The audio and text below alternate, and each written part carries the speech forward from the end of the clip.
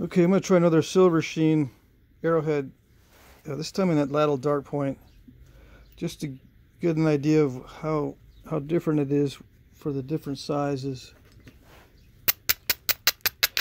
That other one, that other arrowhead is very tiny, so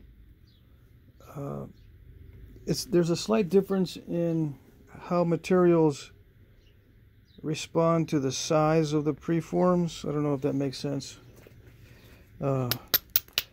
Some material is good for really small arrowheads and some isn't.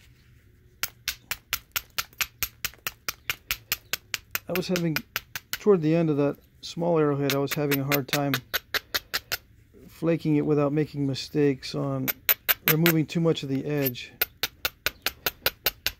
In the notching was blowing away a lot of the edge, and the overshoots were pretty bad. I mean, it had a tendency to overshoot, but it could be just the size difference. I mean, the size compared to my flakers and that kind of thing. So I'll make that little dart point, see how it works out. I think it'd be easier to knap something bigger with this silver sheen. That's my initial impression anyway.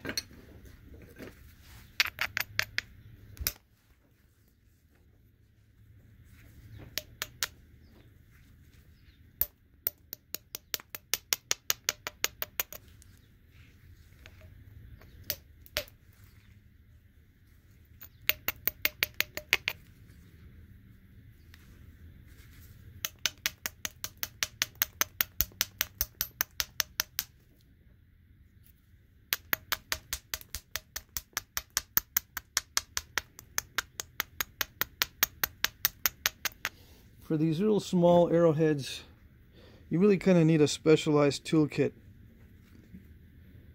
with really fine flakers and a pad that's a little more domed than this one that I have. Because the size of this arrowhead is small, it'll sit flat, whereas a larger, the ends of this larger piece are going to be off the flat. You know what I mean? This is all on the flat, so there's more of a chance to break off the tip or one of these little barbs if it's all on the flat. So you need probably a smaller pad, smaller tools. Everything's smaller for this type. It is a challenging material. I mean, it's not too bad. I keep saying it's not really that good, but it's not bad. But it does snap easily, and it does overshoot easily, and it does step easily.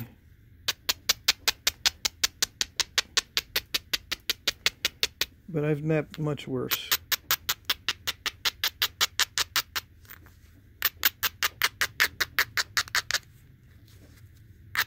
There's some low-grade obsidian that's so bad that you just tap the end and the whole thing snaps in the middle. Just barely put any percussion on the end and the whole thing snaps. I'm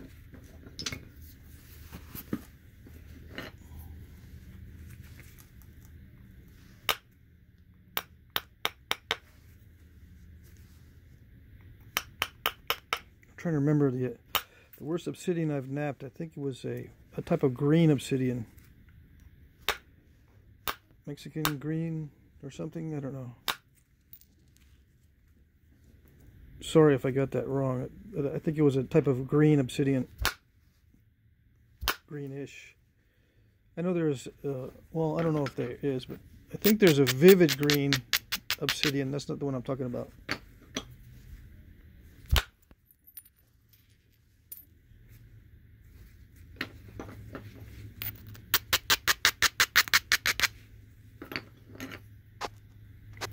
It's an obsidian with a hint of green in it. I don't know if that's from Mexico. I think it might be.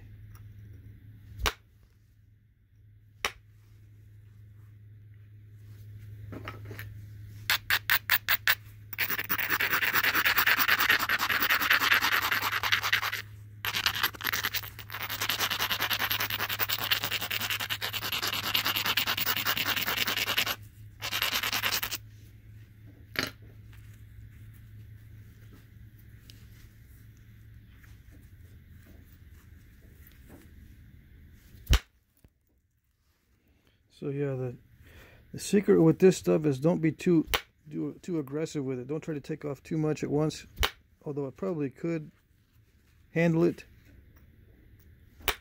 But I should probably be using copper or aluminum to remove big flakes from it. But I can whittle it down with the steel. I don't have to remove anything large.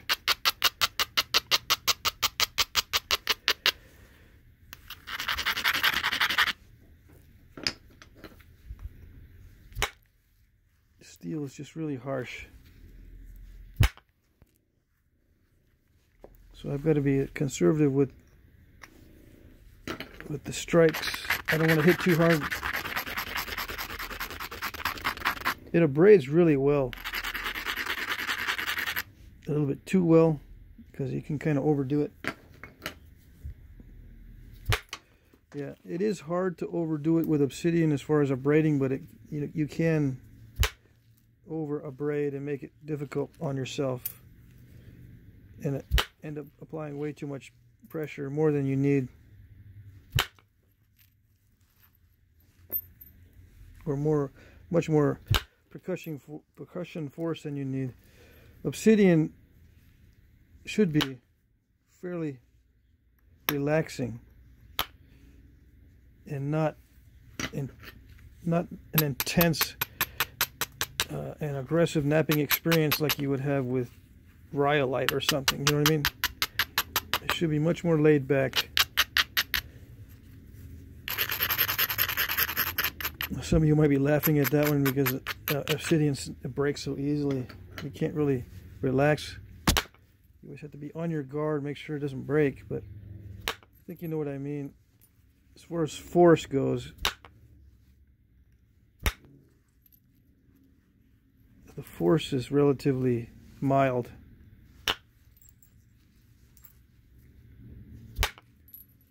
And you can get really nice flakes with very little effort.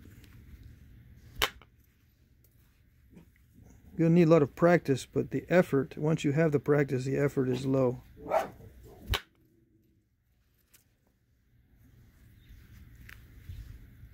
got overshot there somehow.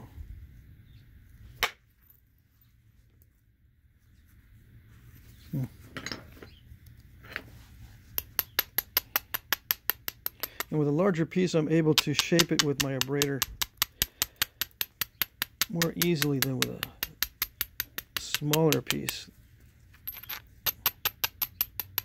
A smaller piece, I really can't use much direct percussion. I might be able to, but I was just afraid I'd snap the whole thing.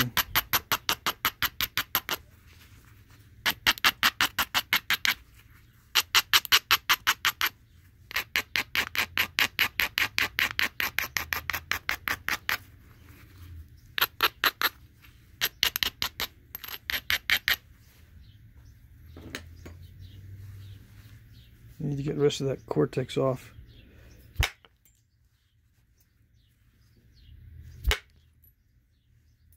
Yeah, the overshots are terrible on this material. Just a little bitty flake, a little bitty narrow flake can remove that edge.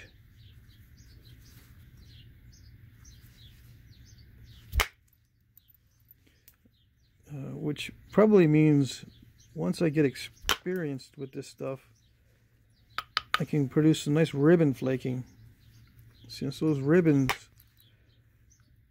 are wanting to travel, I might be able to get some nice ribbon flaking with this. So that's something to keep in mind for the future.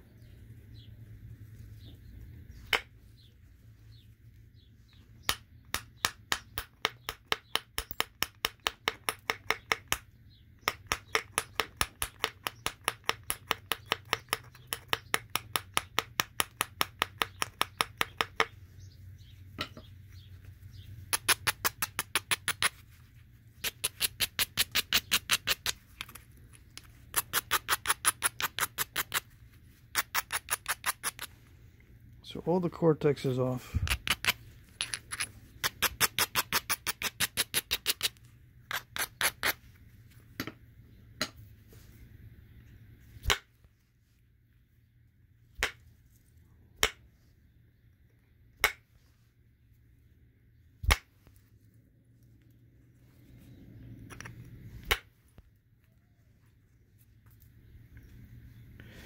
There was a bit of a diving problem in there.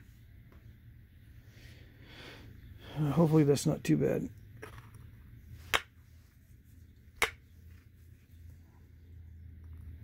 That weakens the center of the blade.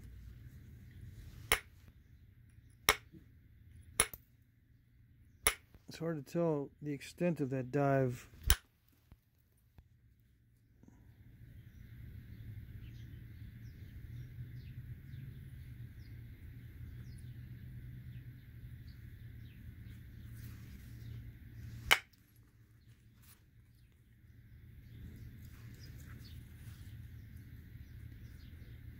It might not be too bad. I might have to leave it kind of thick because I'm worried about that dive.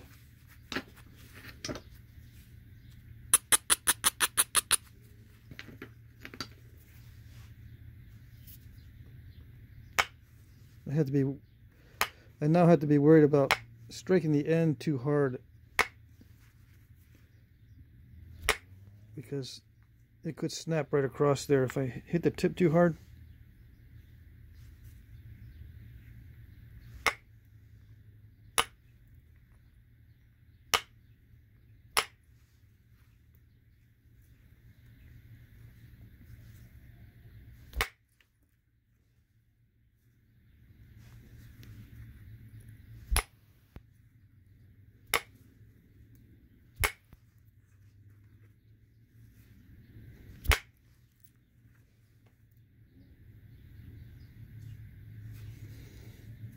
So I'm coming in from all sides into that dive and see to try to reduce the mass around it. See how bad it is.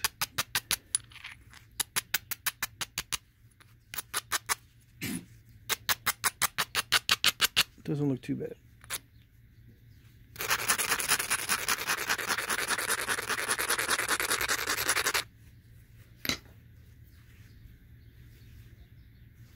I've seen worse.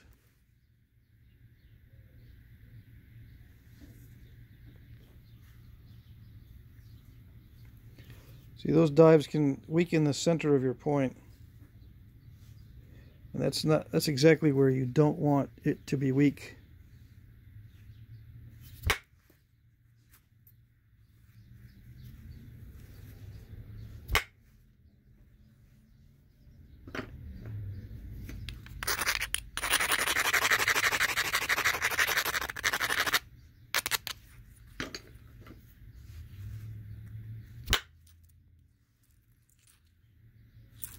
That one traveled quite a bit, but didn't overshoot. Nice. Alright, so I'm going to have to do some pressure on this edge to refine it.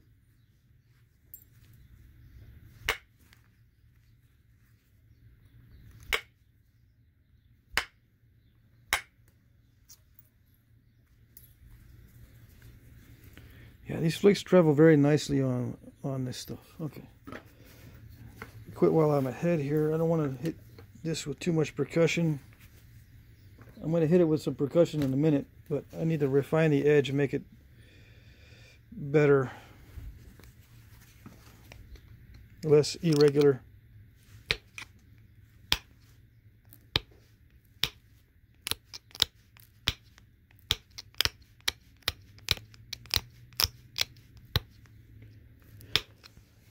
Try to make it more of a continuous platform instead of these blocky, thick spots.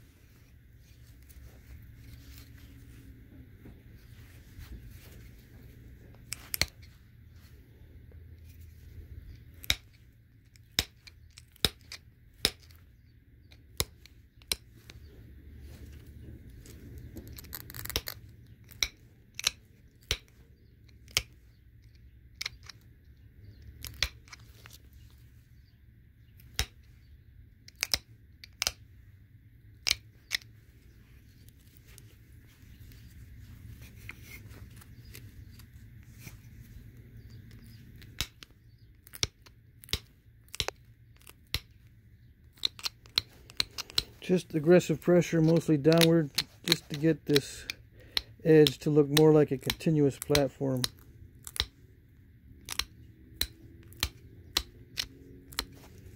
So I still have some thinning I want to do.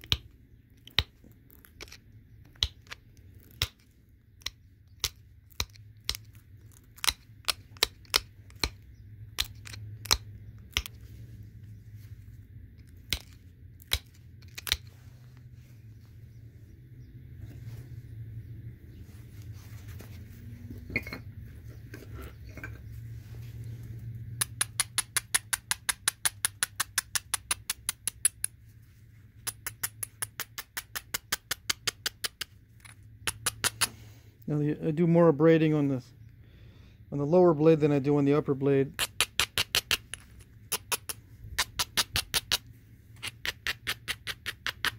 And that's pretty standard. I don't know if I've ever mentioned that, but you'll need more substantial platforms and duller edges on the lower end of the blade than you will on the top.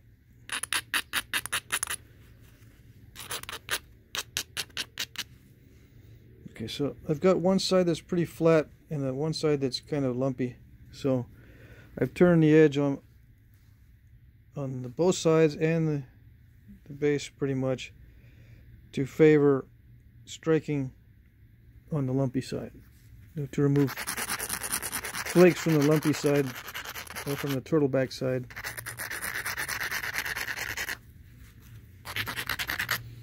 I'm afraid to hit the base and send flakes in, so I'm not going to do too much of that because it could snap right across where that weak spot is in this direction.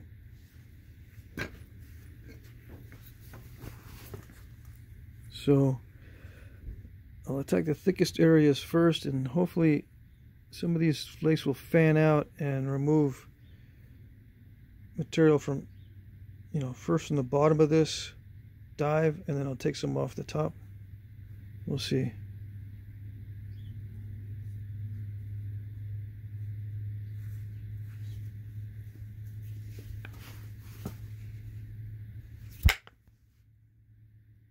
Missed.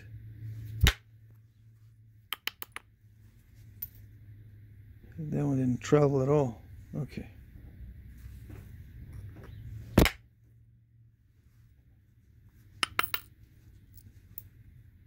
That one wanted it to travel, but it got stopped. I can see that this stuff is a little bit finicky. All right, so that looks nice. That's good. I can see the bottom of that dive pretty much. I'm not worried about it.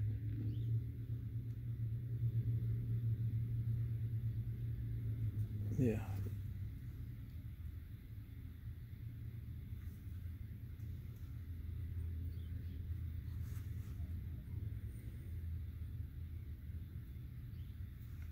There's still a little bit of it left. It wanted to dive into the point there. It may disappear as I'm continuing to thin it down.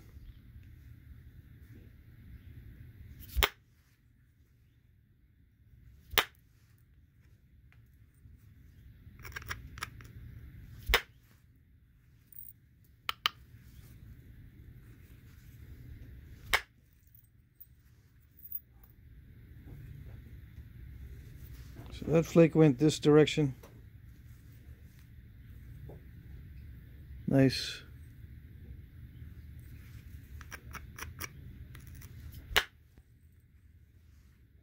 There, that's gone now.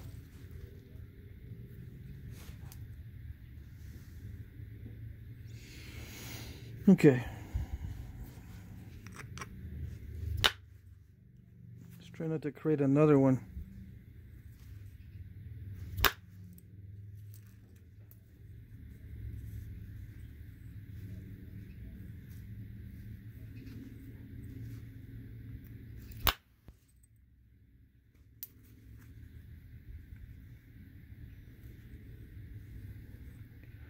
Okay, I'm less worried now about hitting the base.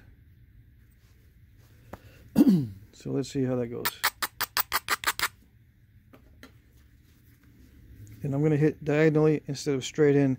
I still don't trust Obsidian when hitting the base. I usually try to angle my strikes that way and not go straight in.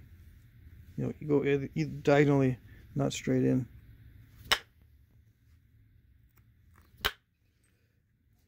The forces are slightly different. It's more of a twisting force than a bending if you don't go straight in.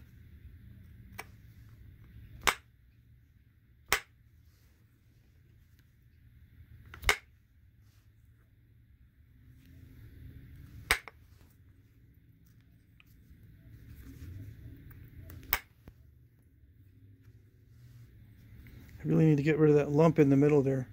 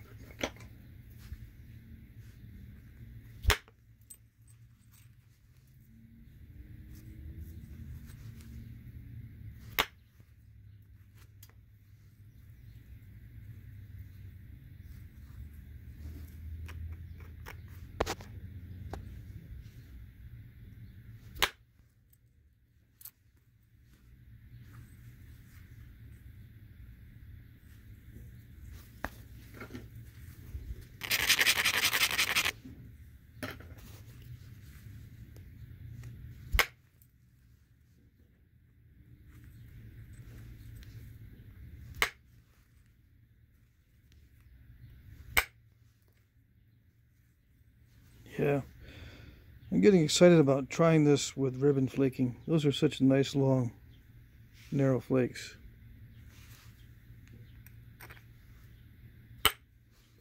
And I can get them with steel. I'm wondering what I can do with some copper or antler.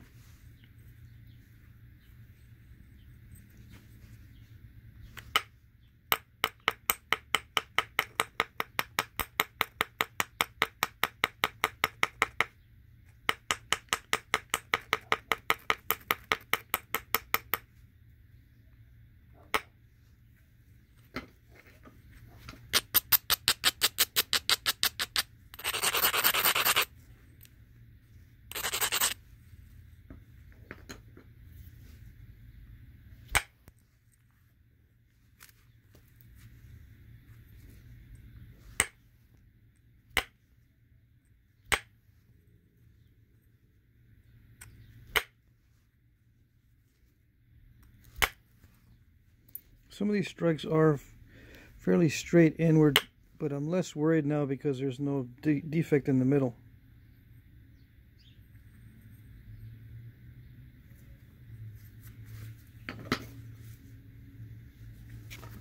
I'm less worried about snapping it in the middle because there's no major defect.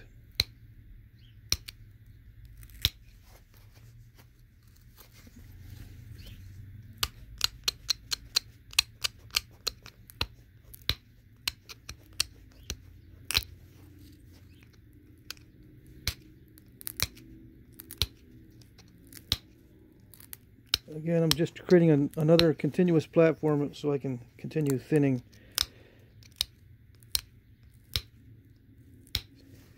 It'll be my last pass, thinning pass, because it's already pretty thin.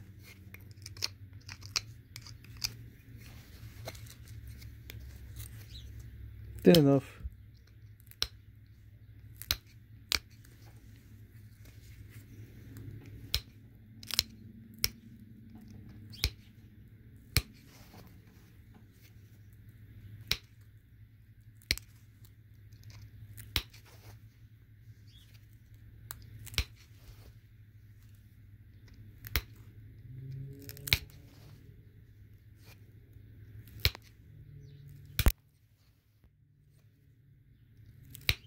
Yeah, it responds really well to pressure. At least on this scale, at this size of point.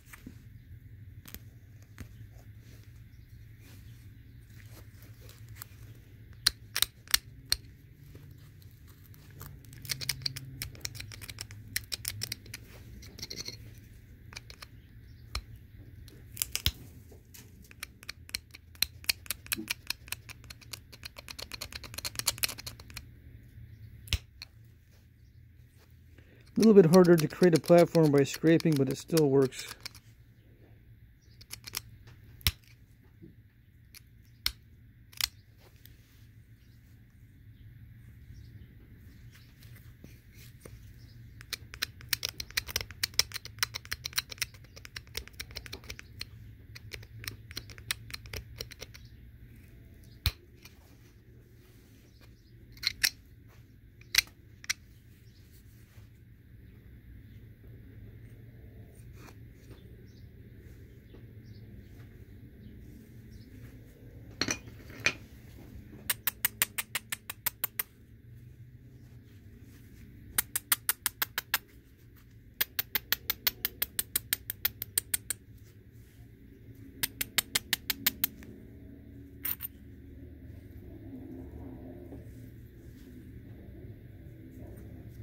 I'm debating whether or not I should even thin this down from here.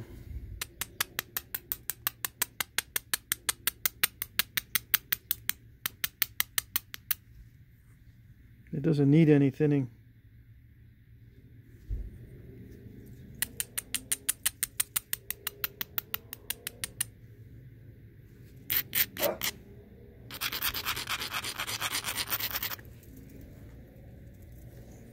So yeah, if I was just making a lateral dart point or a knife for myself, I wouldn't thin it any thinner than that.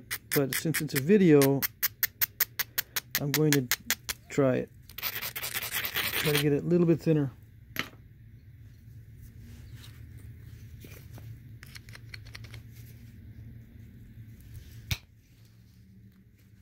Nice.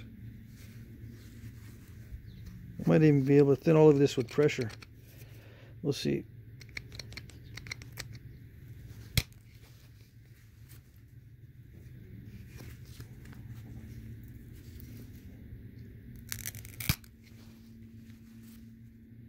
Nice.